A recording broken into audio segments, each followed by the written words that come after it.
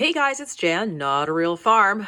So here we are back in the greenhouse. It's glorious today inside here. Outside, it's about minus 30 degrees Celsius.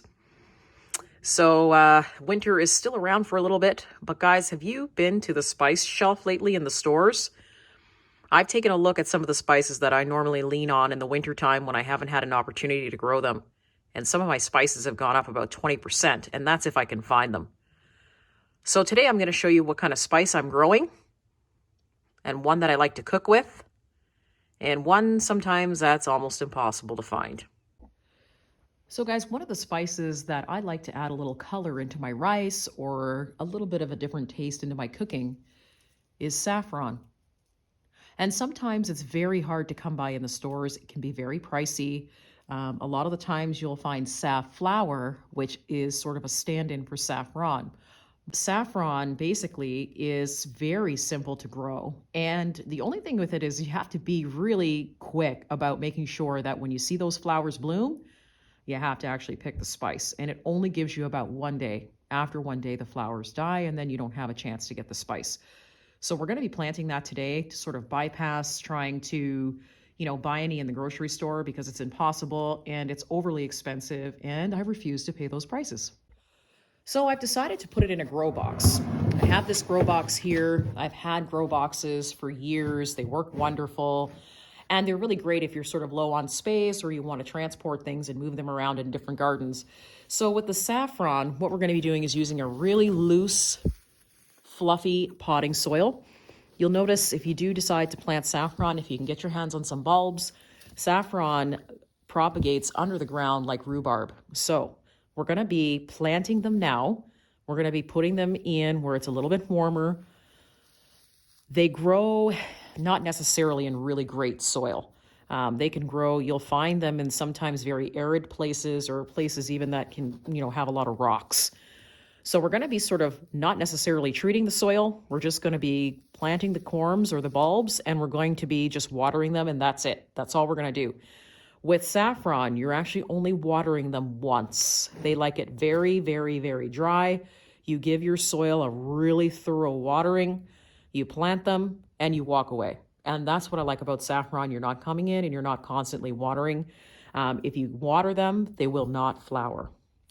So that's kind of a little bit of a tidbit if you want to learn how to grow saffron. So we're going to be planting the bulbs in here. And we're going to be bringing this in until the greenhouse keeps a constant temperature overnight to make sure that they're going to be okay. And then in the fall, probably around October, November, when the greenhouse starts to cool off again, we're going to be taking the bulbs out and we're going to put them to bed for the winter. So you can store the saffron bulbs actually in your fridge for the winter and then replant them again in the spring.